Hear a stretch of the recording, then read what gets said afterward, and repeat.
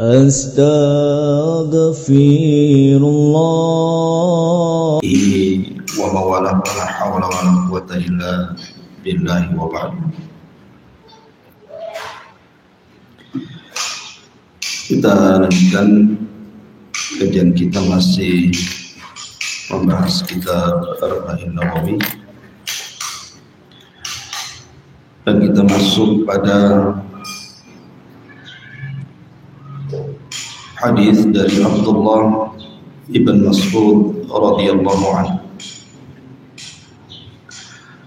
Qala Rasulullah sallallahu alaihi wasallam, la yahillu damu mri'in muslimin yashhadu an la ilaha illallah wa anni rasulullah illa bi ihda thalathin: as-sayyibu zani wan nafsu bin nafsi wat tariku lidinihi al mufariq lil jamaah. Dari Abdullah bin Mas'ud radhiyallahu anhu, dia mengatakan Nabi sallallahu alaihi wasallam bersabda, tidak halal darah seorang muslim yang bersaksi bahwa tidak ada sesembahan yang berhak disembah kecuali Allah dan aku adalah Rasulullah, kecuali karena tiga perkara. Pertama, as-sayyibu zani. Sayyib itu artinya orang yang sudah menikah kemudian berzina, baik yang masih ada ikatan pernikahan ataupun yang sudah cerai, yang penting pernah menikah, itu disebut sayyib. Az-zani yang berzina maka dibunuh dengan cara dirajam. Wan nafsu bin nafsi, membunuh jiwa tanpa ada hak yang dibenarkan dalam Islam maka dibalas dengan jiwa sebagai qisas. Kemudian yang ketiga, at-tariku lidini, keluar dari agama Islam alias murtad, al-mufariq lil jamaah, di mana dia keluar dari kelompok kaum muslimin.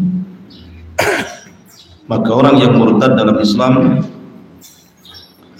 dibunuh, bukan karena mengurangi jumlah kaum muslimin, bukan. Islam itu kaya, walaupun tidak banyak yang mengikuti. Seandainya demikian, Allah tidak berkurang kekuasaannya. Tapi ini masalahnya agama.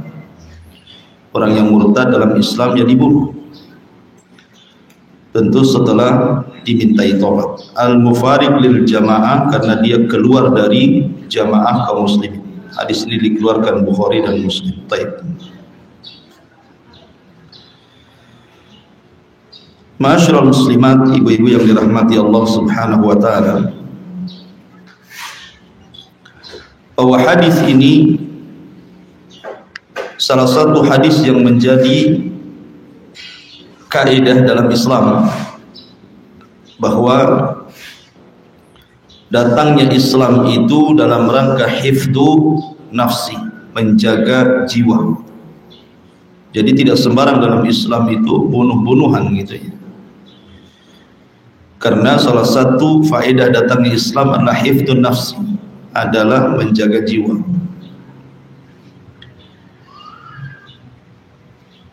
Kemudian di sini Nabi sallallahu alaihi wasallam menyebutkan tiga perkara. Bukan berarti kemudian cuma tiga perkara, tidak, banyak lagi. Nanti saya sebutkan. Kita bahas tiga perkara dulu. Yang pertama, Nabi sallallahu alaihi wasallam mengatakan as-sayyibu zani. Az-sayyibu zani, saya sudah katakan, artinya orang yang menikah kemudian dia melakukan perzinahan, baik dia masih ada hubung kait dengan pernikahan ataupun sudah cerai, tapi dia pernah merasakan menikah kemudian dia berzina, maka dalam Islam dia dirajam. Sebab perzinahan ini kaitannya dengan pembunuhan ini sebenarnya sebab daripada pembunuhan. Jadi terkadang zina itu menjadi sebab adanya pembunuhan. Ada sebuah ayat dalam Al-Quran, kalau tidak salah surah Al-Isra, Allah Subhanahu wa taala berfirman, "Wala taqtulu auladakum khasyata imlah. Nahnu narzuquhum wa iyyakum. Inna qatlahum kana khit'an kabira. Wala taqrabuz zina innahu kana fahishatan wa sa'a sabila. Wala taqtulu nafsal lati harramallahu illa bil." Disebutkan dalam surah Al-Isra, jangan kalian membunuh anak-anak kalian karena takut makan bersama kalian. Kami yang memberikan rizki anak-anak kalian dan juga kalian. Karena dalam pembunuhan anak-anak itu terdapat dosa yang sangat besar. Janganlah kalian mendekati zina, karena zina itu adalah perbuatan keji dan seburuk-buruk jalan. Dan janganlah kalian membunuh jiwa tanpa ada hak yang dibenarkan. Lihat di sini zina diletakkan di antara dua pembunuhan. Pertama, jangan bunuh anak kalian karena takut makan bersama kalian. Setelah itu Allah larang jangan dekat zina. Setelah ini Allah larang lagi jangan bunuh jiwa yang tidak boleh dibunuh.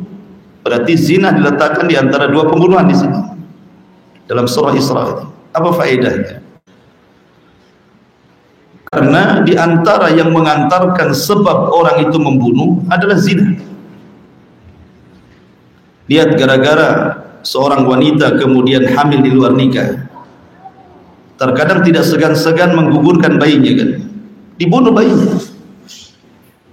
Atau jelas-jelas sudah keluar bayinya itu ke alam dunia, terkadang dibunuh sama dia karena takut dan juga karena malu. Makanya di sini Allah letakkan kalimat jangan dekat-dekat zina di antara dua pembunuhan. Karena di antara sebab membunuh itu salah satunya berzina. Makanya kenapa zina itu sesuatu yang menyelisih fitrah manusia. Di zaman Nabi ada seorang sahabat namanya Amr ibn Maimun.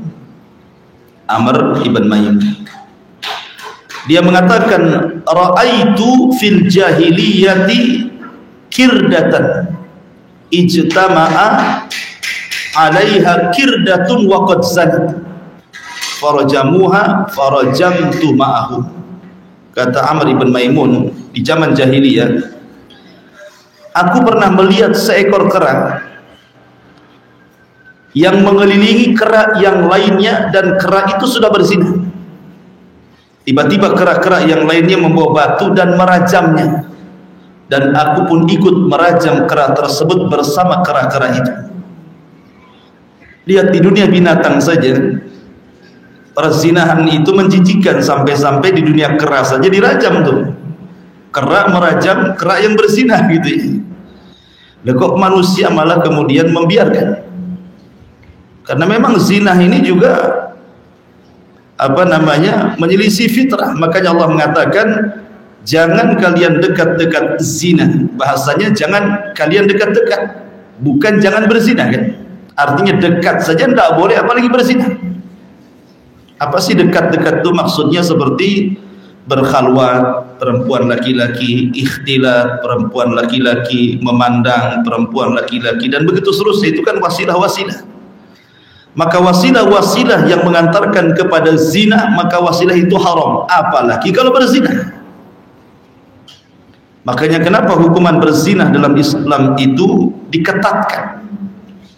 Kalau dia belum menikah, dicambuk 100 kali, diasingkan 1 tahun.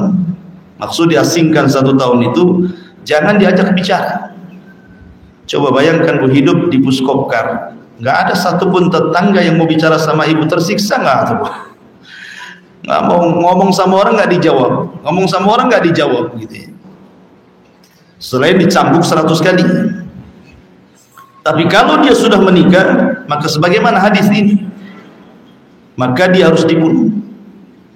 Karena perbuatan zina itu perbuatan yang termasuk satu di antara 3 besar yang merupakan dosa besar. Bahkan ulama menyebutnya angka 3. Jadi dia dosa besar ketiga setelah syirik, kemudian membunuh, kemudian berzina.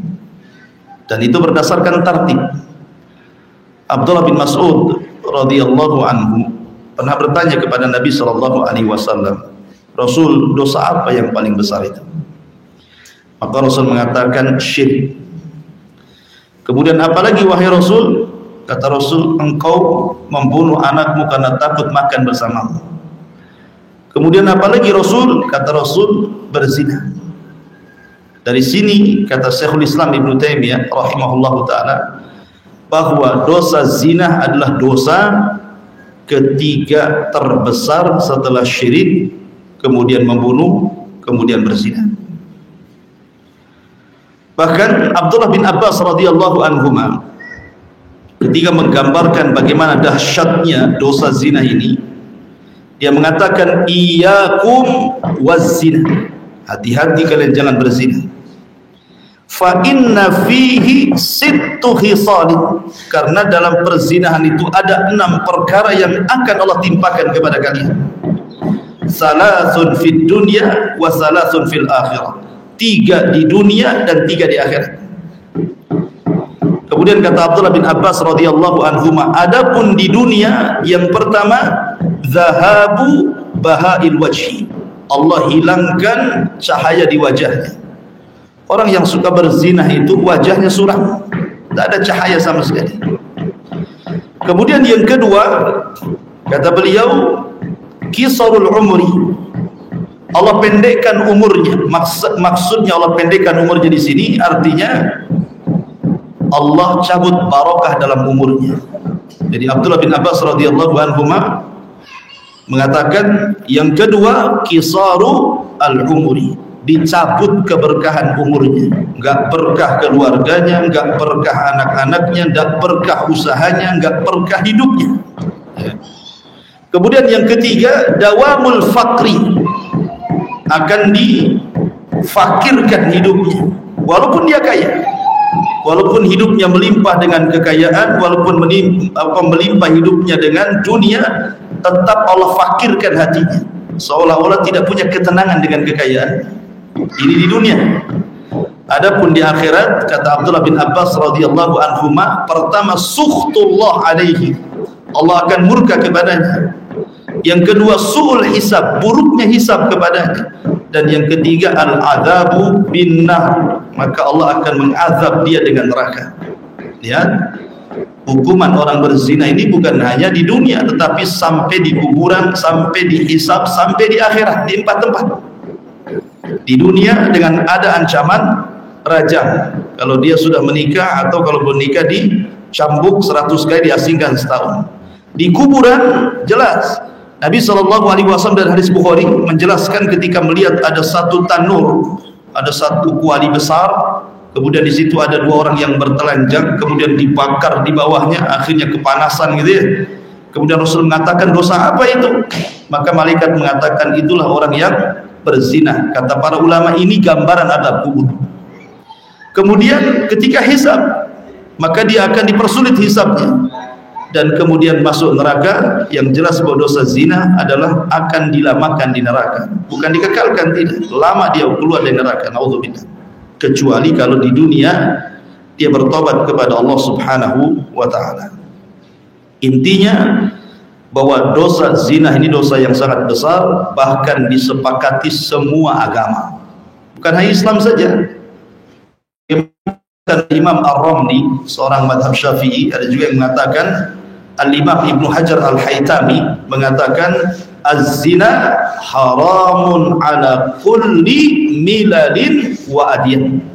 Zina itu haram berdasarkan kesepakatan semua agama. Jadi agama manapun mengharamkan zina, mau Yahudi, mau Nasrani, mau Muslim, semua mengharamkan zina. Makanya Allah mengatakan jangan dekat-dekat zina. Lah di sini Nabi SAW mengatakan tidak halal darah seorang muslim untuk ditumpahkan kecuali 3 perkara. Salah satunya az-zayyibu zani, seorang yang sudah menikah kemudian berzina. Dari sini ada faedah, Bu, bahwa tingkatan dosa dalam zina itu ada. Jadi zina itu bukan satu dosa, tidak. Tetapi dalam berzina pun ada tingkatan dosa.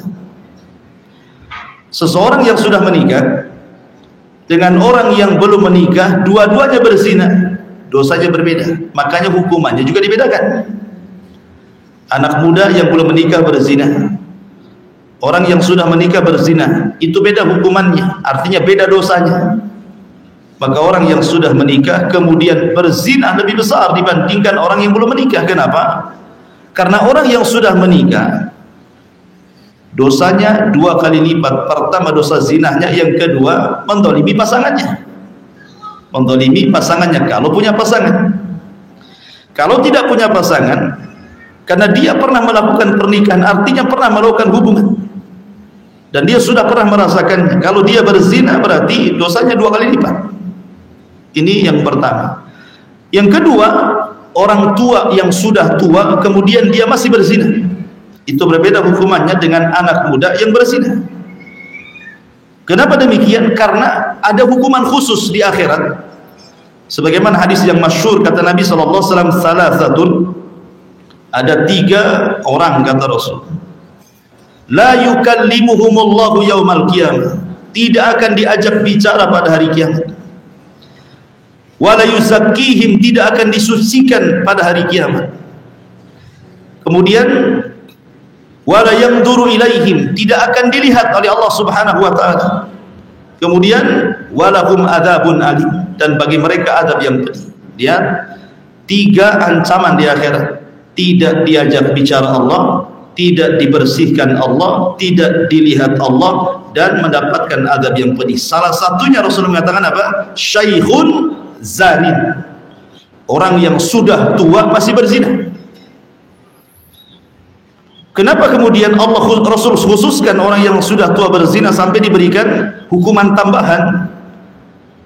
Berbeda dengan anak muda yang berzina tidak masuk pada hadis ini, karena orang tua yang masih berzina berarti orang tua itu tidak punya akhlak, akhlaknya buruk, akhlaknya rendah. Berarti memang zina itu sudah jadi kebiasaan dia di waktu muda, sehingga sampai tua tidak bisa menghilangkan kebiasaannya. Berarti orang tua itu su'ul khuluq, buruk akhlaknya. Lain dengan anak muda. Makanya kenapa dosanya berbeda, hukumannya pun berbeda gitu ya. Atau umpamanya yang ketiga, berzina dengan tetangga dengan berzina dengan wanita-wanita yang tidak ada hubung kait dengan tetangga, itu juga beda dosanya. Dan itu juga dijelaskan dalam sebuah hadis ketika Nabi SAW ditanya tentang masalah dosa besar, kemudian Rasul menyebutkan tadi kesyirikan, kemudian membunuh, kemudian yang ketiga Nabi SAW, wa antazniya, dan engkau berzina dengan wanita tetanggamu.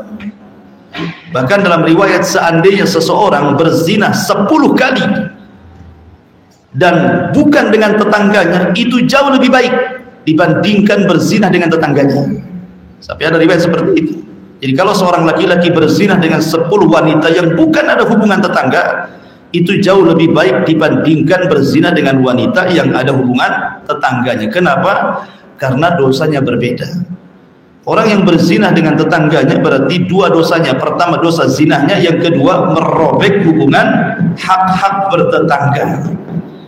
Kalau dia sampai berzina dengan tetangga, dia sedang merobek hubungan hak bertetangga. Makanya dosanya lipat gitu ya. Beda dengan seandainya seseorang berzina dengan wanita di luar yang tidak ada hubungan tetangga, ya dosa zina saja dia dapat. Ya, makanya kenapa kemudian dalam dosa zina pun ada tingkatan-tingkatan. Ini yang pertama, as-sayyibu zani.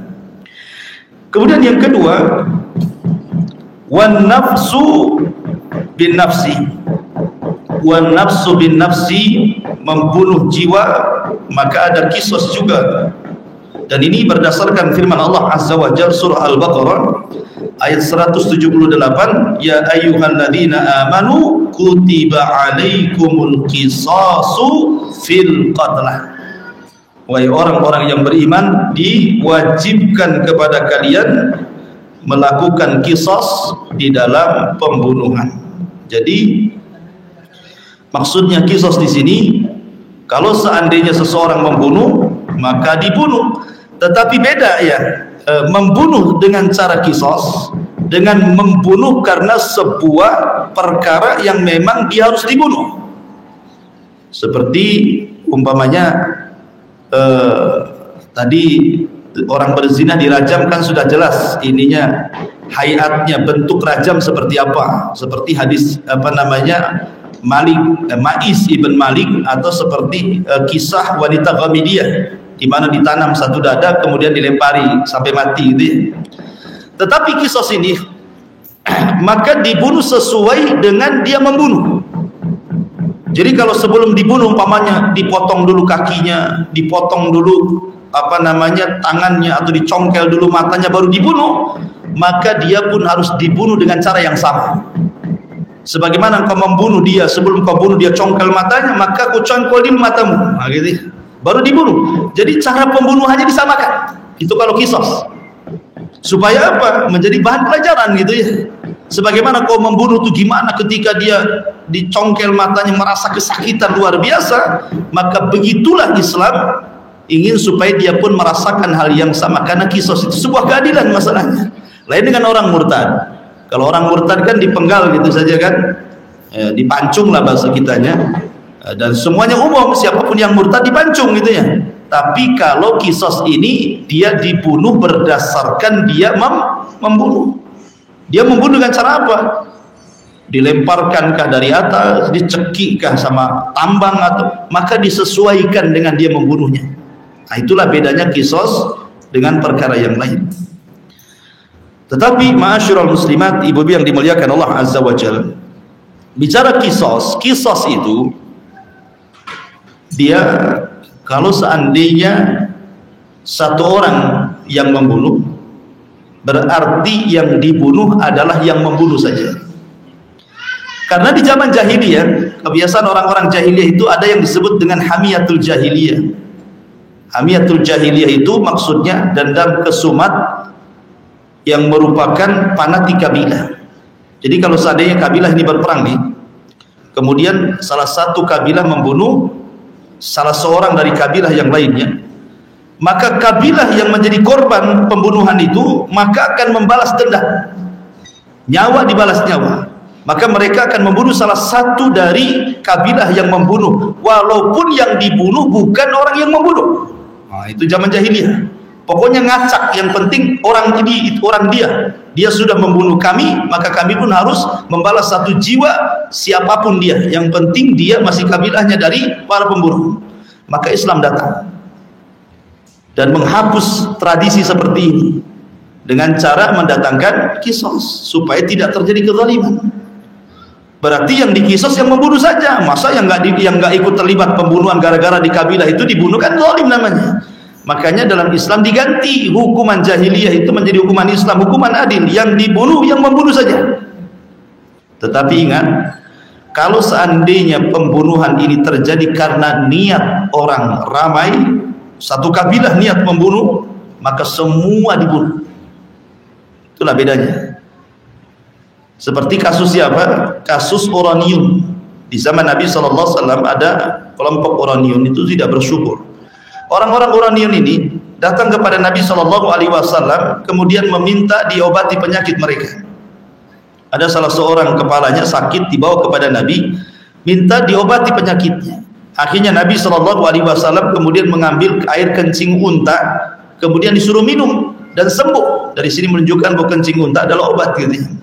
Tiba-tiba kemudian mereka pulang membunuh salah seorang penggembala kambing, dan pembunuhannya ini karena sebuah kesepakatan, semua terlibat.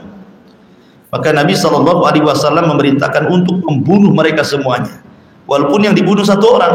Kenapa? Karena pembunuhannya di atas kesepakatan. Berarti semua kena kisos. Ya. Makanya di zaman Ali radhiyallahu an, ketika munculnya orang-orang Khawarij, Ali kan tidak langsung memerangi mereka. Mereka masih tinggal di sebuah tempat namanya Nahrawan atau Haruri, sampai kepada kasus Abdullah ibn Khabbab ibn Arat. Jadi Abdullah ibn Khabbab ibn Arat ini sedang safar, tiba-tiba melewati Harura, ditangkap oleh orang Khawarij. Kemudian keluarganya diikat semuanya. Kemudian akhirnya Abdullah bin Khabbab ini ditanya soal Abu Bakar, Umar, soal Ali, dan soal-soal yang lainnya, dan dia pun membela dan memuji mereka. Marah orang-orang Khawarij ini. Akhirnya kemudian dibunuhlah siapa? Abdullah bin Khabbab, sampai jariyah yang sedang hamil itu dibelek, kemudian bayinya dijebol, kemudian disembelih bayinya. Memang ngeri itu pembunuhan Abdullah bin Khabbab itu. Lah pembunuhan ini sampai ke telinga Ali radhiyallahu an. Maka Ali radhiyallahu an kemudian bertanya kepada mereka, siapa yang membunuh Abdullah bin Khabbab? Maunya Ali itu kan mengkisos kepada orang yang membunuh saja.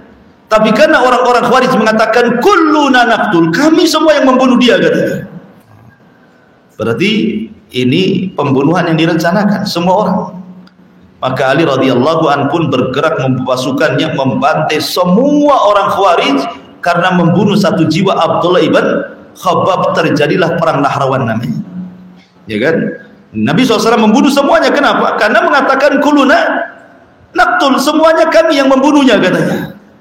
Padahal yang membunuh kan tidak semua kan, hanya beberapa orang saja. Tapi karena sepakat mereka itu mengatakan kami semua yang membunuhnya, ya sudah, kalian semua harus mati, kan gitu. Maka terjadi perang. Nah, jadi terkadang kisos ini lihat dulu, kalau memang rencana satu orang, maka satu orang itu saja yang dikisos.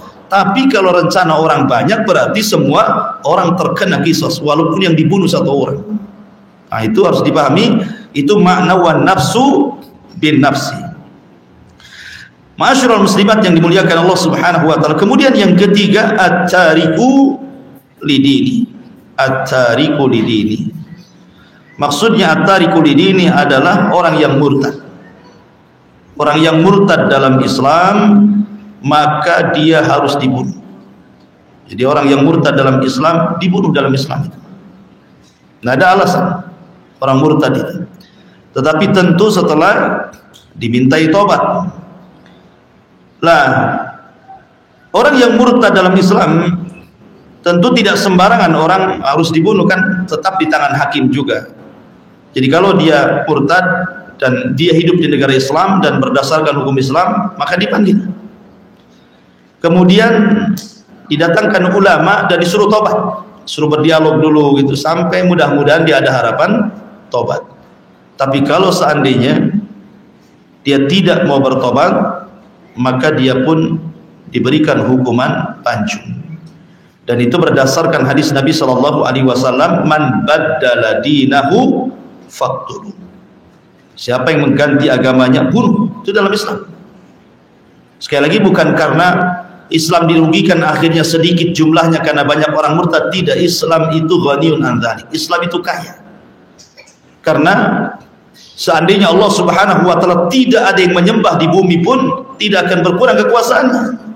Sebagaimana apabila satu bumi menyembah Allah pun tidak bertambah kekuasaannya. Enggak ada hubung kait dengan masalah tambah sedikitnya anggota dalam Islam, bukan. Ini perkaranya perkara hukum. Memang hukum Islam seperti itu. Orang yang murtad dibunuh. Ya, tetapi karena kita bukan hidup di negeri yang ditegakkan secara mayoritas hukum Islam gitu ya. Walaupun kita negara Islam, tetapi kan hukum-hukum Islam belum ditegakkan di sini. Makanya orang yang murtad gara-gara masalah sepele, pernikahan, ekonomi, kadang-kadangnya orang bisa murtad. Masalah sepele. Karena calon suaminya non muslim ikut pula dia murtad. Atau karena masalah bisnis, akhirnya dia pula murtad. Jadi zaman sekarang ini orang menanggalkan agama itu begitu mudah sekali. Jadi menjual agama itu dengan harga yang remeh sekali, harga yang murah gitu ya. Makanya Allah mengatakan wala tashtaru bi ayatillahi tsamanan qalila. Janganlah kalian menjual agama kalian dengan harga yang sangat teramat murah. Masa gara-gara pernikahan digadaikan agamanya? Akalnya di mana? Nanti kalau seandainya dicerai, rugi dia. Sudah agamanya dijual, akhirnya apa? Khasirat dunya wal akhirat, dunia rugi, akhirat pula lebih rugi. Maka ini terjadi, dan orang-orang murtad ya biasa-biasa saja. Ya, tapi dalam Islam tidak biasa. Ada menanggalkan agama itu bahaya, akan merusak segalanya. Ya. Ma'asyiral muslimat yang dimuliakan Allah Azza wa Jalla, ini 3 perkara yang dibolehkan untuk dibunuh. Padahal Islam itu sangat menghargai jiwa manusia. Tetapi kalau terjadi 3 perkara, maka berlaku pembunuhan. Kemudian di sana juga yang dibolehkan untuk dibunuh selain daripada 3 perkara, qutta'u thariq, para perampok, para perompak gitu ya, bajak-bajak laut gitu ya. Kalau yang mereka tidak segan-segan bukan hanya mengambil harta tetapi sampai membunuh jiwa, maka ini pun dibolehkan untuk dibunuh berdasarkan Al-Quran surat Al-Ma'idah ayat 33. Allah mengatakan, innama jazaa'ul ladzina yuharibuna Allah wa rasulahu wa yas'auna fil ardi fasadan an yuqattalu aw yusallabu aw tuqatta'a aydihim wa arjuluhum min khilafin aw yunfa'u minal ardi dzalika lahum khizyun fid dunya wa lahum fil akhirati adzabun adzim. Sesungguhnya balasan orang-orang yang memerangi Allah dan Rasulnya dan berusaha merusak bumi, maksudnya dengan cara merampok, dengan cara merompak, bajak laut dan yang lainnya, merusak bumi, an yuqattalu, maka mereka boleh dibunuh, au yusallabu, ataupun disalib, au tuqatta aydihim, ataupun dipotong tangannya, wa arjuluhum, dan kakinya, min khilaf, secara silang, au yunfau minal ar, atau diasingkan di sebuah pulau. Dan itu balasan mereka di dunia dan balasan mereka di akhirat, azab yang sangat pedih. Jadi para perompak ya, para perampok yang mengancam jiwa, nah itu juga dibunuh tuh. Umpamanya di lintas-lintas Sumatera kan itu ya, banyak bajing-bajing luncat katanya, yang nggak segan-segan kalau nggak ngasih harta bisa dibunuh umpamanya kan. Yang seperti dalam Islam dibunuh boleh, tetapi sekali lagi yang berhak untuk mengkisos ataupun memberikan hukum adalah hakim. Tentu setelah di sidang dulu gitu ya, kemudian ma'ruflah di pengadilan sampai divonis hukuman pembunuhan berdasarkan tingkat dia merampok, membunuh atau tidak membunuh, karena kan beda-beda hukumannya. Kalau dia hanya mengambil hartanya saja ya tidak dibunuh. Tapi kalau seandainya dia sampai membunuh, itu lain lagi ya. Kemudian yang keempat, yang kelima, jasus ya. Jasus itu juga dibunuh. Maka di zaman Nabi SAW, jasus itu artinya mata-mata negara, mata-mata negara. Karena di zaman Nabi SAW, sebagaimana riwayat Bukhari Muslim itu, ada kisah dari Hatib ibn Abi Balta'ah. Hatib ibn Abi Balta'ah. Jadi Nabi SAW kan mau nyerang Mekah, itu ceritanya. Mau nyerang Mekah, tiba-tiba kemudian sebelum Rasul berangkat ke Mekah, ada seorang sahabat namanya Hatib ibn Abi Balta'ah mengirim surat membocorkan penyerangan Nabi. Ya, kemudian dibawa oleh seorang wanita, ketangkap wanita ini oleh Ali radhiyallahu anhu dan pasukannya. Kemudian ditanya wanita itu, dari mana surat ini dan siapa yang ngasih? Kemudian wanita ini mengaku bahwa surat ini ditulis oleh Hatib bin Abi Balta'ah yang disuruh untuk diantarkan ke keluarganya yang ada di Mekah. Maka Rasul panggil Hatib ini, kemudian mengatakan, ya Hatib, mahadha, wahai Hatib, apa ini? Qala, maka Hatib mengatakan, ya Rasulullah, la ta'jal alayya, wahai Rasul, jangan tergesa-gesa menghukumi diriku. Inni kuntum ru'un mulsaqan fi Quraisy. Kamu kan tahu saya ini orang yang tidak bisa melepaskan dengan orang-orang Quraisy. Walam akun min anfusim, walaupun demikian aku bukan bagian orang-orang Quraisy, tetap aku ada sahabat dirimu wahai Rasul. Kemudian alasan Hatib bin Abi Balta'ah, alasannya apa? Bayangkan Rasul, kalau kau serang Mekah, di sana ada keluargaku, bisnisku ada di sana, semuanya ada di sana. Kalau seandainya tiba-tiba kau serang Mekah, habislah segalanya, gitu maksudnya. Aku hanya ingin menyelamatkan keluargaku, bukan yang lain, itu saja. Maka Umar radhiyallahu anhu sampai emosi dan mengatakan, ya Rasul, da'ni adribunuka. Rasul, serahkan si Hatib itu, kupenggal lehernya dia. Tapi Nabi SAW ketika mendengar Umar mengatakan akan memenggal leher Hatib bin Abi Baltah karena dianggap munafik, kata Nabi SAW, jangan wahai Umar, innahu qad syahida badran. Masalahnya si Hatib ini satu di antara veteran yang pernah terlibat dalam perang Badar. Sementara orang-orang yang perang Badar, Nabi SAW mengatakan, i'malu ma syi'tum wa qad ghafarat lakum. Bekerjalah, lakukan sekehendakmu karena kalian sudah diampuni dosa-dosanya. Akhirnya Hatib pun dilepas dan tidak jadi diberikan hukuman gitu. Tetapi kalau seandainya Hatib bukan termasuk penduduk Badar, pasti Rasul akan mengizinkan Umar kan. Tetapi Umar ditolak izinnya untuk memenggal kepala Hatib karena alasannya apa? Jangan Umar, karena dia termasuk orang yang terlibat perang Badar gitu. Kalau dia tidak terlibat dalam perang Badar, habislah Hatib itu. Ya, jadi mata-mata itu dalam Islam bahaya. Makanya hukumannya pun bisa dibunuh. Ya, selain daripada quta'ut thariq itu juga adalah mata-mata.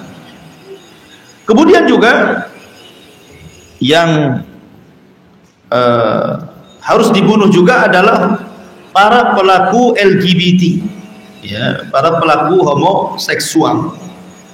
Maka itu pun sama dengan orang yang berzina, cuman bedanya kalau orang berzina itu kan dibedakan antara yang menikah dengan yang tidak menikah gitu ya. Tapi kalau orang yang melakukan hubungan kaum Lut, ya, homoseksual, maka ini tidak ada perbedaan. Anda sudah menikah, Anda belum menikah, semua sama, tetap dibunuh. Cuman para ulama hanya mereka ikhtilaf, perselisihan ulama itu tentang gimana cara membunuhnya. Ada yang mengatakan dia harus dibunuh persis seperti kaum Lut diazab oleh Allah, diangkat ke sebuah ketinggian, kemudian dilempar badannya dari ketinggian, kalau belum mati dilempari batu sampai mati. Nah, itu pendapatnya Ali radhiyallahu an. Maka para LGBT ini dibunuh dengan cara seperti itu, dibawa ke tempat yang paling tinggi, dilempar ke bawah, kemudian dilempari batu. Ini satu pendapat. Pendapat yang kedua sama dengan orang berzina dirajam. Jadi pendam setengah badan, kemudian dilempari batu sampai mati. Ya. Kemudian pendapat yang ketiga dengan cara dihukum pancung. Ya. Wallahu alam. Pendapat yang mungkin lebih dekat adalah pendapat Ali radhiyallahu an, bahwa para pelaku LGBT tetap dibunuh dalam Islam, tetapi cara membunuhnya dengan cara azabnya kaum Lut. Bagaimana azabnya kaum Lut? Diangkat bukitnya, negaranya ke langit, dihujani batu, kemudian ditumpahkan lagi ke bumi kan. Berarti dibawa orang ini ke atas ketinggian, sudah di atas puncak ketinggian, dilempar ke bawah, kalau belum mati lempari batu sampai mati. Nah, ini juga orang-orang yang harus dibunuh gitu ya, diantara orang-orang yang dibolehkan untuk dibunuh. Masyarul muslimat yang dimuliakan Allah Subhanahu wa ta'ala. Tetapi ada jiwa-jiwa yang membunuh tetapi tidak boleh dibunuh. Seperti seorang bapak membunuh anaknya. Kalau ada orang tua membunuh anaknya tidak ada kisos. Tapi tidak sebaliknya. Kalau anak membunuh bapaknya, kisos. Kenapa? Karena wujudnya dia, adanya dia karena ada orang tua. Bagaimana kemudian orang yang mengadakan dirinya tiba-tiba dibunuh? Jadi kalau anak membunuh orang tua, kisos. Tapi kalau orang tua membunuh anak, tidak kisos. Makanya Rasul mengatakan, anta wa maluka li abik, dirimu dan hartamu milik bapak, gitu ya. Ini yang pertama. Yang kedua, seorang muslim membunuh orang kafir, terjadi khilaf para ulama. Jumhur ulama mengatakan tidak dibunuh. Tidak ada kisos seorang muslim membunuh orang kafir. Ya mungkin bisa saja takzir, hukuman dari amir, dari pemimpin, tetapi tidak ada kisos orang muslim membunuh orang kafir. Orang muslim membunuh orang kafir tidak ada kisos. Kemudian juga syaratnya orang kisos itu sudah dua tadi syaratnya ya. Satu, bukan pembunuhan orang tua kepada anak. Dua, bukan pembunuhan seorang muslim kepada kafir. Yang ketiga, an yakunal qatil balighan aqilan muta'ammidan. Hendaklah orang yang membunuh itu orang balik. Artinya orang yang belum balik membunuh tidak ada kisos, namanya belum balik. Anak kecil bawa kayu, tiba-tiba mentung orang dari belakang, mati orang dipentung tuh. Orang umur 5 tahun umpamanya kan, mentung orang kepalanya, mati. Tidak ada kisos kalau belum balik. Harus balik dulu gitu ya. Kemudian berakal. Kalau orang gila mentung orang mati, nggak ada kisos orang gila. Kemudian juga muta'ammi dan sengaja. Karena kalau tidak ada unsur kesengajaan, itu beda lagi hukumannya. Bukan kisos tapi diat nanti jatuhnya. Maka tidak ada kisos bagi anak kecil, bagi orang gila, bagi mukhti tanpa sengaja dia membunuh. Tetapi cukup diganti dengan diat 100 ekor unta. Memang tidak ada kisos, tapi dia suruh bayar 100 ekor unta. Kalau mau diganti ya 100 mobil Avanza gitu. Kaya dia jadi dealernya. Kemudian juga di antara syaratnya adalah ismatul maqtul. Jadi kalau dia termasuk jiwa yang masih maksum, dilarang untuk dibunuh. Falau qatala muslim harbiyan aw murtaddan aw zaniyan muhsanan fala qisasu alaihi waladiyah. Jadi kalau seorang muslim memang dia ditunjuk oleh pemerintah untuk menjadi tukang pancung. Namanya pemerintah kan harus ada tim eksekusi kan. Lah tim eksekusi ini tidak bisa dikisos. Ya. Kalau tim eksekusi dikisos karena bunuh, siapa yang mau jadi eksekutor kan gitu ya. Jadi para eksekutor ini tidak dikisos gitu. Karena memang atas perintah negara, memang tugasnya itu saja dia.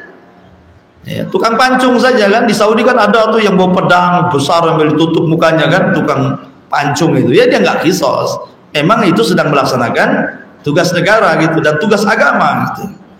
Maka orang yang eksekutor dalam hukuman hudud tidak dibunuh. Masyarul muslimat yang dimuliakan Allah Subhanahu wa taala. Kemudian yang terakhir bicara tentang hukum saling membunuh. Kalau seandainya seorang muslim membunuh muslim yang lainnya, maka ada dua kemungkinan. Satu, dua-duanya, ada tiga kemungkinan nih. Satu, dua-duanya masuk surga. Dua, dua-duanya masuk neraka.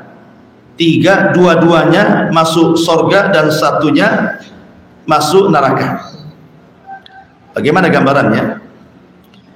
Pertama, dua-duanya masuk surga. Seperti yang terjadi kepada kisahnya Bani Israel. Ketika sebagian besar Bani Israel sampai ada yang mengatakan jumlahnya 70 orang melakukan murtad karena menjadikan patung sapi yang dibuat oleh Samiri disembah. Kemudian Musa datang setelah mendapatkan Taurat, marah, kok bisa ditinggal 40 malam murtad.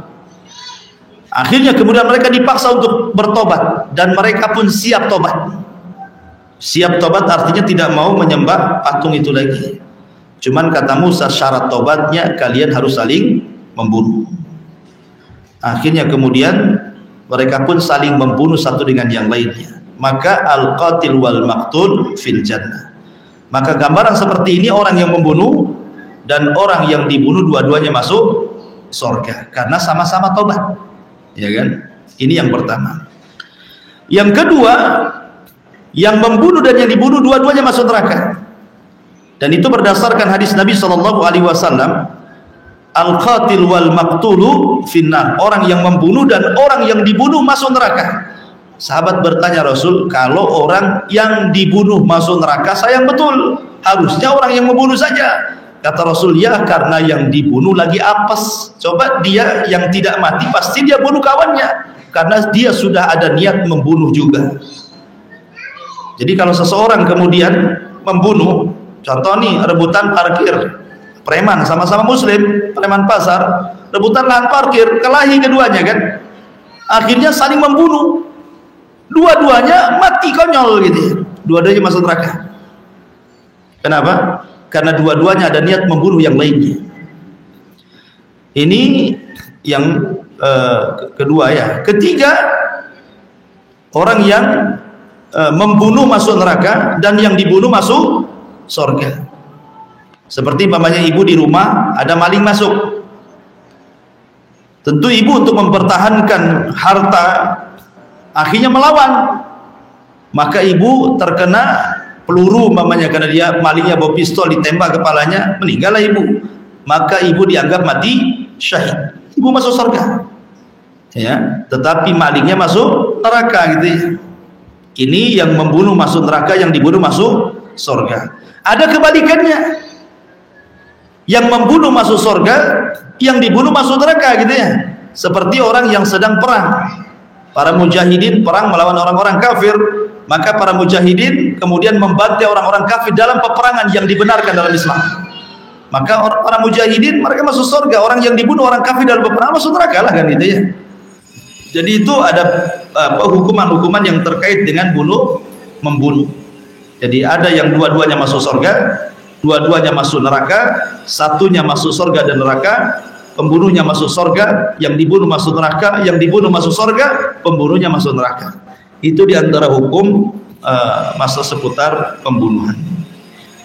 Tetapi sekali lagi bahwa setiap hukuman hudud yang ditegakkan seperti qisas di sini, maka sekali lagi syaratnya harus dua, ya. Syarat qisas itu harus dua perkara yang tidak boleh dihilangkan. Pertama, harus yang mengeksekusi adalah pemerintah. Tidak boleh seseorang itu asal main eksekutor. Nah, memang eksekutornya harus pemerintah yang sah, ya, baru kemudian ditegakkan hukum hudud. Kemudian yang kedua, kalau terkait dengan masalah perzinahan, maka harus ada saksi untuk tegaknya bahwa orang ini berzina dan dia sudah menikah. Harus didatangkan 4 saksi. Kalau tidak 4 saksi, maka yang menuduhnya dicambuk 80 kali kan itu ya. Maka tidak sembarang nuduh-nuduh orang berzina, kecuali yang berzinahnya ngaku. Maka tidak perlu mendatangkan hukum saksi. Kalau dia ngaku gitu ya. Seperti kasus seorang wanita di zaman Rasul, wanita Ghamidiyah yang sedang hamil karena perzinahan, dia ngaku, zanaitu fatahirni Rasul, aku sudah berzina, bersihkan aku. Ini dah ngaku dia kan. Kalau sudah ngaku tidak perlu saksi. Kenapa? Karena pengakuan itu sekuat-kuat dalil. Ngapain ada saksi udah ngaku? Karena biasanya saksi itu supaya dia ngaku gitu ya. Kamu mau berkilah kemana? Ini ada saksinya. Gitu ya. Jadi kalau memang sudah ada pengakuan, maka tidak perlu ada saksi lagi. Taib, ini diantara keterangan hadis tentang masalah hurmatu, haramnya darah seorang muslim kecuali 3 perkara. Taib, sebelum saya tutup, silahkan kalau ada yang bertanya. Ya.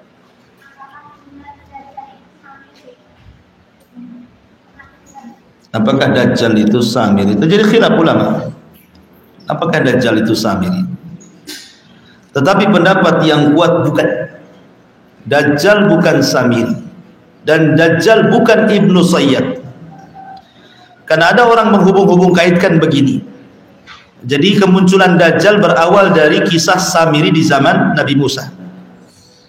Kemudian Samiri pun hilang. Kemudian akhirnya terlahir kembali menjadi Ibnu Sayyad di zaman Nabi. Saf. Kemudian Ibnu Sayyad hilang di dalam peperangan di zaman siapa kalau nggak salah Ali bin Abi Thalib. Kemudian habis itu hilang Ibnu Sayyad itu entah kemana, dan kelak di akhir zaman muncul lagi sebagai Dajjal. Jadi 3 orang ini disebut 3 serangkai. Samiri ya Ibnu Sayyad ya Dajjal. Begitu. Tapi sekali lagi ini pendapat ini dibantah para ulama 3. Ibnu Sayyad sendiri, Samiri sendiri, Dajjal sendiri. Ya. Karena tidak ada nas yang jelas bahwa mereka adalah titisan Dajjal. Samiri, Ibnu Soyyad titisan Samiri, Dajjal titisan Ibnu Soyyad. Tidak ada. Ya, Samiri orang munafik di zaman Nabi Musa gitu ya. Ibnu Soyyad anak kecil seorang Yahudi, kemudian ciri-cirinya persis seperti Dajjal. Tetapi setelah dewasa Ibnu Soyyad menikah, masuk Islam, punya anak, keluar masuk Madinah, sehingga dia sendiri tidak tega gitu kalau seandainya dituduh dia Dajjal. Sampai pernah kemudian terjadi dialog antara dia dengan Abu Sa'id Al-Khudri ya. Tetapi masalahnya ketika peperangan, ada yang mengatakan dia meninggal dalam peperangan, tapi ada yang mengatakan dalam peperangan itu dia tidak ada jasadnya ya. Intinya dia sudah meninggal kan gitu. Adapun Dajjal ya Dajjal nanti akan dihadirkan di akhir zaman oleh Allah Azza wa Jalla, dan sudah hidup zaman sekarang Dajjal itu, dan sedang dirantai di sebuah pulau gitu ya. Adapun kemudian ada yang memprediksi bahwa pulau Dajjal disebut Sakotra yang ada di Yaman. Ini pun tidak benar, bukan pulau itu yang Dajjal dirantai, wallahu a'lam. Karena ketika seorang sahabat Tamim ibn Aus Ad-Dari kemudian berlayar, terdampar di sebuah pulau di situ, tidak dijelaskan laut mana dan pulau mana. Yang jelas bahwa Dajjal sudah ada, sedang dirantai, pernah ditemui oleh seorang sahabat namanya Tamim ibn Aus Ad-Dari, dan nanti di akhir zaman akan muncul. Wallahu a'lam.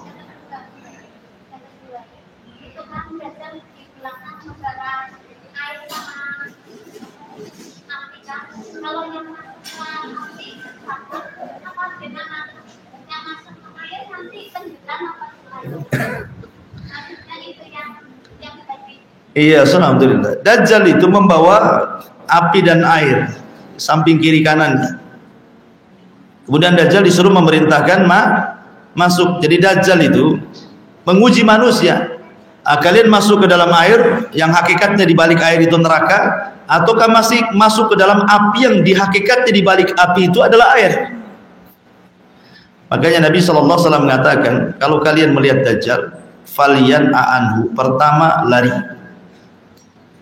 jangan dihadapi. Yang kedua, kalau sudah tidak bisa lari, sudah berhadap-hadapan antara dia dengan Dajjal, dan Dajjal membawa dua perkara, api dan air atau surga dan neraka, maka pejamkanlah matamu, masuklah ke dalam air, ke dalam api. Kata Rasulullah, pejamkan kedua matamu, masuklah ke dalam api. Ya, bagaimana Nabi SAW memberikan rahmat kepada umatnya supaya jangan terfitnah. Kalau dipejamkan mata itu kan tidak terfitnah, nggak tahu apa yang di depannya kan. Tapi kalau matanya terbelalak begini, nampak api, ketakutan, akhirnya masuk ke air yang hakikatnya api gitu ya. Nah, menunjukkan ada rahmat di sini. Bagaimana Rasul sayang dengan umatnya. Kalau kalian melihat Dajjal sedang membawa api dan juga air, maka masuklah ke dalam api, pejamkan kedua mata.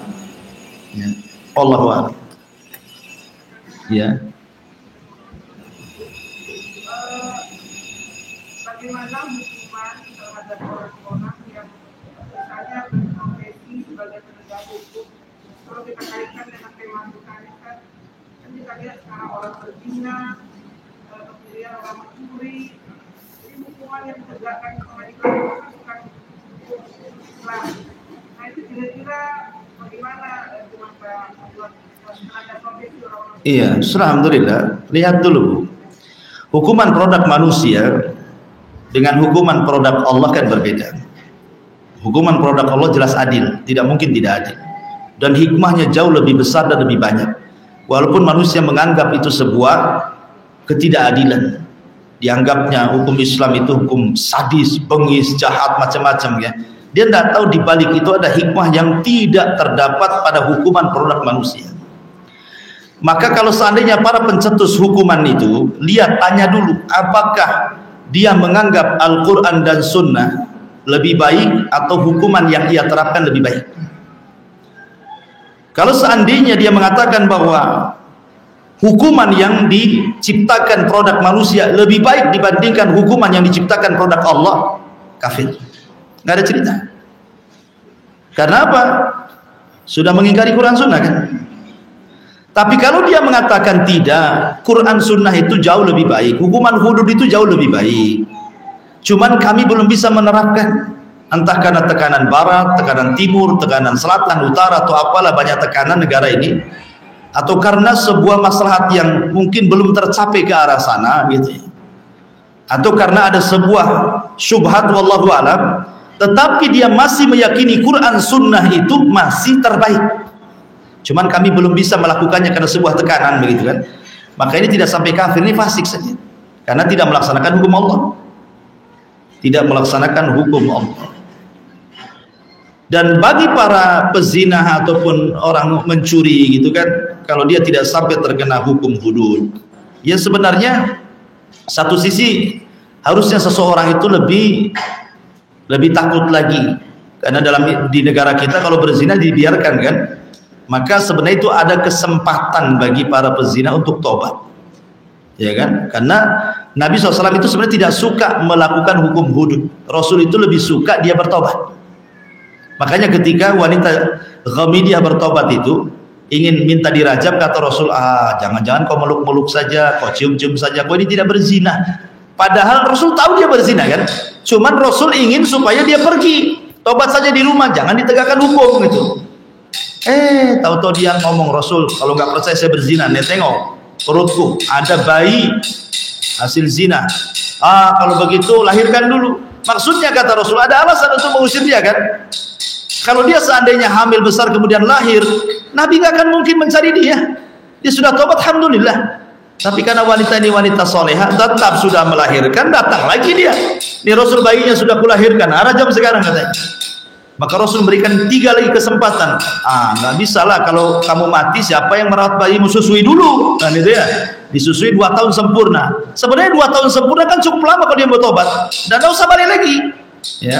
Tetapi kemudian karena wanita ini wanita memang pengen tobat, habis 2 tahun nyusui, digendong anaknya pegang roti, kata Rasul, lihat anakku sudah bisa makan, wahai Rasul katanya. Sekarang rajam aku. Ya sudahlah, sudah 3 dikasih kesempatan kan ya. Sudah 3 dikasih kesempatan. Kemudian kisah yang lain, laki-laki namanya Ma'iz ibn Malik. Ma'iz ibn Malik itu anak yatim sebenarnya. Dia diasuh oleh seorang sahabat namanya Hazzal. Akhirnya kemudian Ma'iz ini berzina dengan seorang jariyah, budak wanita. Ketahuan sama bapak angkatnya Hazzal ini. Dilaporkan kepada Nabi. Nabi marah sama Hazzal. Ya Hazzal, kenapa kau tidak tutup aib anakmu? Ngapain kau datang melaporkan? Jadi Rasul itu suka kalau seandainya orang itu tobat gitu, kalau bisa tobat gitu ya, jangan datang ke pengadilan. Sebab kalau orang sudah datang ke pengadilan nggak ada cerita, harus dihukum. Karena ada seorang sahabat yang kemudian serbannya dicolong, ketahuan yang nyolong, dilaporkan sama Nabi, ditangkap, potong tangannya. Kasihanlah sahabat yang punya serban. Rasul, sudah saya ikhlaskan serbannya, jangan kau potong. Kata Rasul, tidak bisa, ini sudah sampai di pengadilan, tetap dipotong, ya kan? Kalau sudah sampai di pengadilan nggak ada cerita kan, begitu ya. Artinya kalau memang kalau sebisa mungkin tobat sajalah gitu. Kenapa Nabi SAW suka seperti itu, memberikan kesempatan. Dan sifat Allah pun seperti itu. Allah itu kan maha tahu, Bu. Orang sedang bermaksiat, orang tidak bermaksiat, kan Allah maha tahu. Tetapi Allah yang maha tahu melihat hambanya bermaksiat, salah satu sifat Allah itu sitir, tetap Allah tutup aib maksiatnya kan. Ada orang maksiat di malam hari, Allah tutup aib di siang hari supaya tobat maksudnya. Ada orang maksiat di siang hari, Allah tutup di malam hari. Kalau seandainya Allah Subhanahu wa taala mau setiap perbuatan dosa disingkapkan aibnya, malu kita ini. Siapa di antara kita yang tidak punya aib dan tidak pernah bermaksiat? Tetapi salah satu sifat Allah itu sitir, menutupi aib kita supaya diberikan kesempatan kita ini tobat gitu maksudnya. Maka kembali kepada pertanyaan tadi ya, dilihat kalau keyakinan dia menegakkan hukum selain dari Al-Quran dan Sunnah itu dianggap lebih baik, bisa kafir dia. Maka jangan yakini itu. Ya mungkin ini terpaksa lah karena belum bisa menegakkan Quran Sunnah, maunya saya sih Quran Sunnah gitu maksudnya. Jadi masih ada keinginan untuk ke Quran Sunnah itu. Wallahu a'lam. Ya. Jadi profesinya ini bagaimana? Maksudnya seorang hakim. Ya sekarang kan profesi seperti itu hidup di negara yang bukan negara Islam, ya otomatis dia akan mengikuti aturan negara. Tidak mungkin kemudian seorang hakim negaranya tidak melakukan hukum Islam, tiba-tiba kemudian pengadilan melakukan hukum Islam, kan kontradiktif dengan pemerintah. Dan itu tidak dianggap sah. Kenapa? Berarti tidak ada persetujuan dari pemerintah kan? Ya.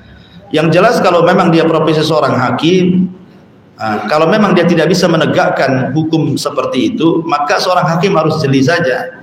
Kalau memang layaknya memang diberatkan hukumannya, beratkan. Jangan pula kasus besar hukumannya ringan pula, kasus ringan pula diberatkan gitu ya. Jadi seorang hakim, satu dia harus jujur.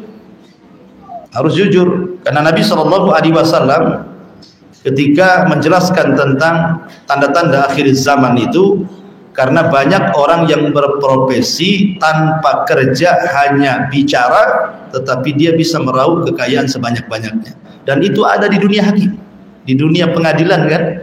Yang kerja dengan omongan kan hanya di dunia pengadilan saja. Pengacara makin banyak berdalih, makin laku, makin banyak dia duitnya. Ya. Seorang hakim pun memutuskan ngomong. Jadi ada nanti di akhir zaman itu profesinya ngomong saja tapi duitnya banyak gitu. Tetapi itu bahaya. Maka profesi seperti itu harus hati-hati. Ya. Hati-hati, dan itu profesi baik sebenarnya. Kenapa? Menolong orang yang didolimi. Karena terkadang orang yang didolimi harus mengadu kemana? Kecuali ke pengadilan. Ya, mengambil hak yang diambil haknya orang lain. Tapi jangan kemudian dibalikan, banyak orang yang dizalimi jadi dia pula yang zalim. Orang yang diambil haknya, dia pula kemudian dituduh mengambil hak orang lain. Harusnya dia tidak dipenjara, dipenjara. Harusnya tidak dibunuh, dia dibunuh. Ini hati-hati hakim yang seperti ini kan itu. Maka kalau memang Allah takdirkan punya profesi seperti ini, memang harus jujur sejujur-jujurnya. Karena pahalanya besar, di sisi lain dosanya juga besar. Gitu ya. Karena terkait dengan dolimi masalahnya. Kalau dia bisa menegakkan hukum secara adil, masuk pada hadis Nabi SAW, sab'atun yudhilluhumullahu fi dhillihi yawma la dhilla illa dhilluh. Ada 7 kelompok yang akan mendapatkan naungan arus di hari yang tidak ada naungan arus kecuali naungan Rasulullah Azza wa Jalla. Salah satunya apa? Al-imamul adil. Orang imam yang menegakkan keadilan. Seorang hakim yang menegakkan keadilan, pahalanya besar. Tapi dia mudah juga mendapatkan dosa besar, tergantung dia profesinya kan, dibawa kemana gitu, dibawa untuk menolong orang atau zalimin orang gitu. Karena seorang hakim mudah sendiri bisa disogok, suruh putusannya dirubah macam-macam ya kan. Wallahu a'lam. Ya.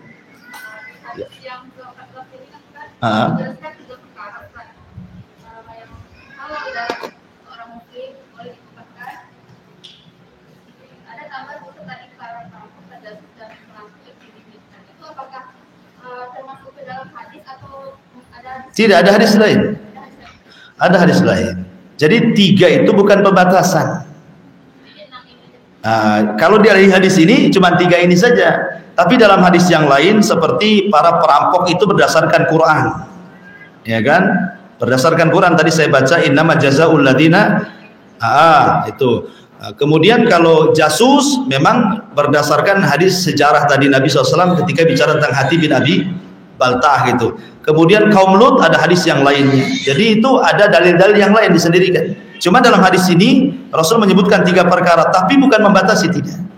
Ada perkara-perkara yang lain. Iya, tetapi ada juga saya lupa. Itu hanya yang saya ingat aja.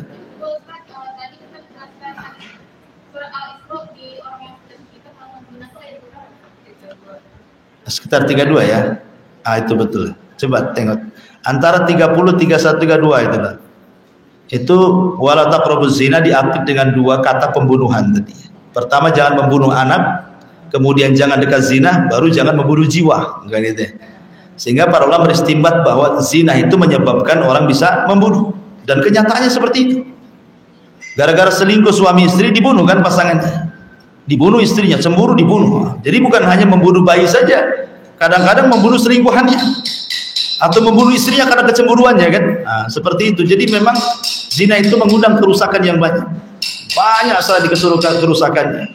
Kemudian malunya dia, malunya keluarganya, malunya anak-anak, merusak nasab. Nanti anak zina tidak mendapatkan harta warisan dari orang tuanya, terputus. Macam-macam, Pak. Jadi kemana-mana dosa zina itu. Wallahu a'lam. Iya, yang belakang. Ada kejadian orang dia anggota polisi dan yang punya hutang ini akhirnya dijebol ke penjara, hukum di penjara. Nah, gitu. Sementara di dalam pengadilan dinyatakan dia sudah melaksanakan hukuman itu, berarti hukumnya lunas secara pengadilan. Bagaimana dengan secara Islam yang Ustaz? Apakah memang lunas jadinya seperti itu?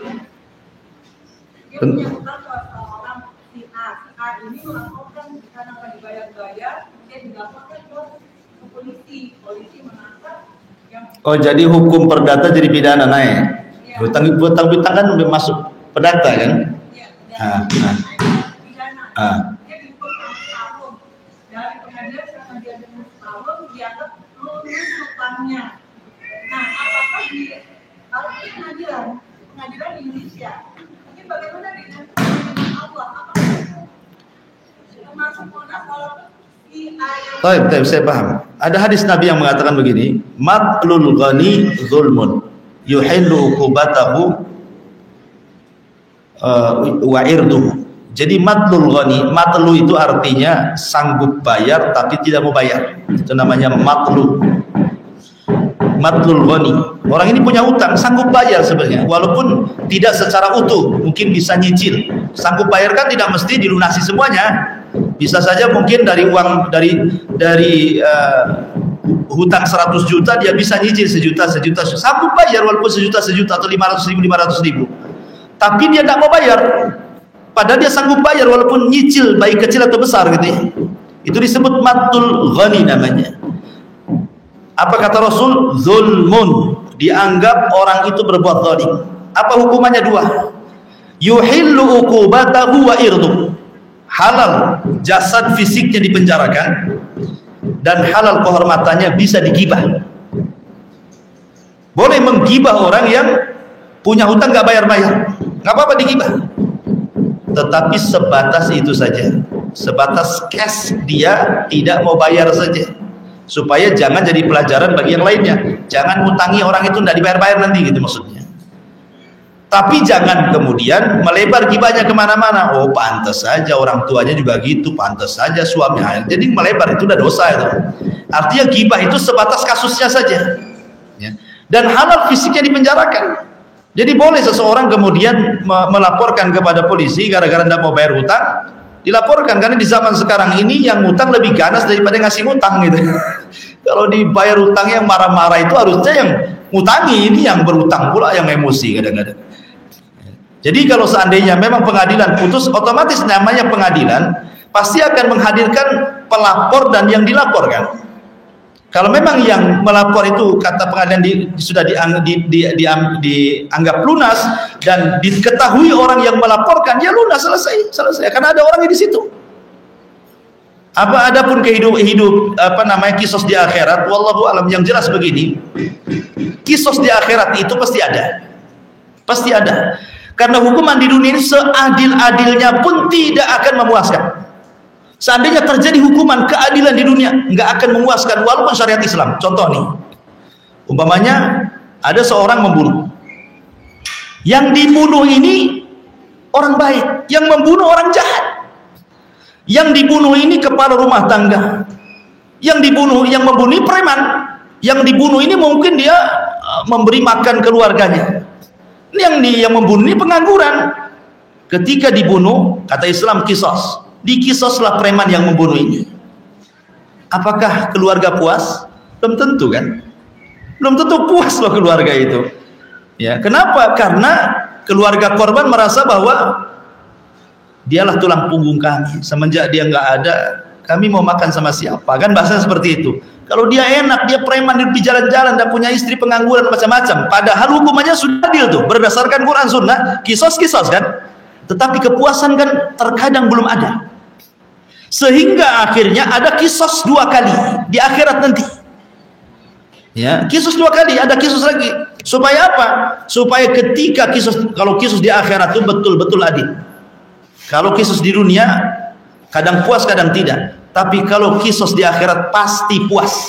Kenapa? Karena syarat masuk surga tidak boleh ada kebencian. Syarat masuk surga itu tidak boleh ada kebencian. Allah mengatakan wa naza'na ma fi sudurihim min ghillin ikhwana. Allah cabut kedengkian. Dengan cara apa? Sebelumnya ditegakkan kisos dulu. Ya, kalau urusan akhirat ya nanti ada urusan sendiri. Tapi hukuman di dunia dianggap lunas ya lunas karena pengadilan yang memutuskan gitu ya. Tapi apakah di akhirat ya Allahu a'lam. Tapi yang jelas perhitungan Allah jauh lebih adil dibandingkan perhitungan manusia. Makanya ketika ada seorang ulama mengatakan, seandainya kamu mati, kemudian kamu dihadapkan kepada satu ibu dan satu Tuhan.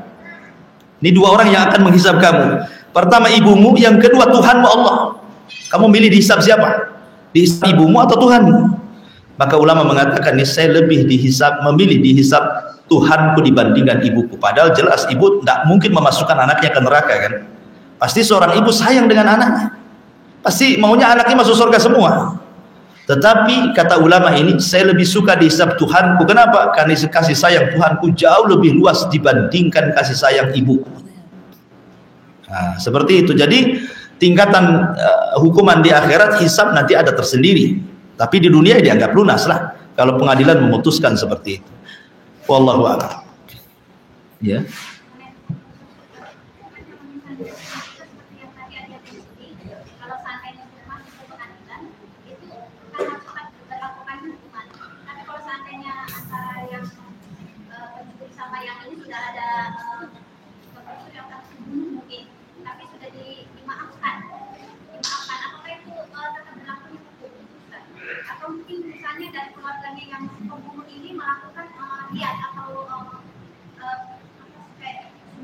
Iya. Pokoknya kasusnya tidak sampai ke pengadilan. Kalau sudah sampai ke pengadilan, maka nanti pengadilan memanggil keluarga. Kalau keluarganya 100% sepakat, kisos. Tapi kalau 99% sepakat, 1% tidak sepakat, tidak boleh kisos. Paham nih? Jumlah keluarga korban 10 orang. 10 orang sepakat, yang membunuh dibunuh, kisos. Terjadi kisos. Yang 10, yang 9 sepakat kisos, yang satu kasihan jangan. Tidak jadi kisos. Harus dia. Karena kisos itu berdasarkan kesepakatan keluarga dan putusan pengadilan. Itulah Islam seperti itu. Karena kisos kan menghilangkan jiwa gitu ya. Makanya kalau seandainya memang dimaafkan itu kan lebih baik. Nah, tapi kan tidak semua memaafkan masalahnya. Karena tadi mungkin korban itu berjasa kepada keluarga kalau merasa kehilangan gitu kan. Ada orang-orang yang seperti itu. Sehingga berdasarkan kesepakatan keluarga lahirlah putusan kisos. Tapi kalau keluarga nggak sepakat nggak kisos, ganti ke yang dua namanya dia. Berarti membayar 100 ekor unta. Nah itu kalau dalam bab kisos seperti itu dalam Islam.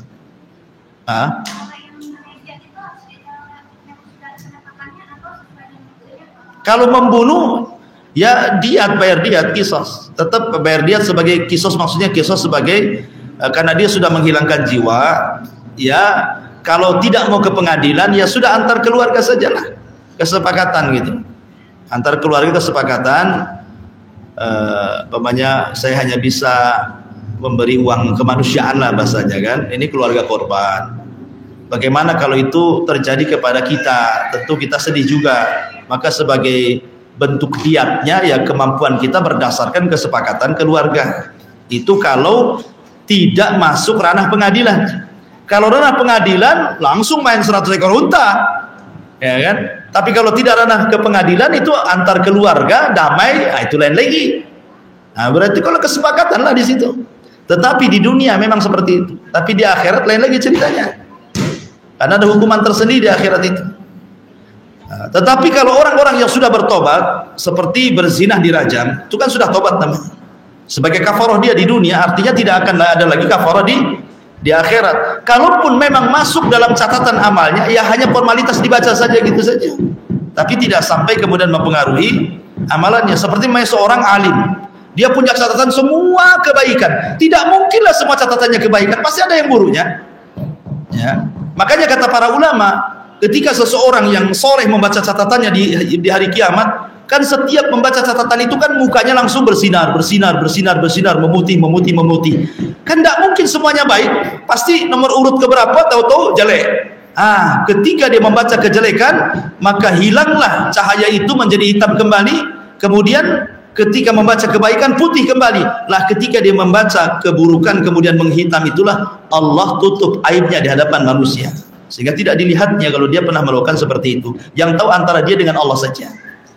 Nah, gitu seperti itu. Keterangan lama, wallahu a'lam.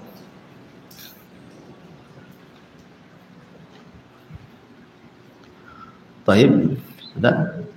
Ada.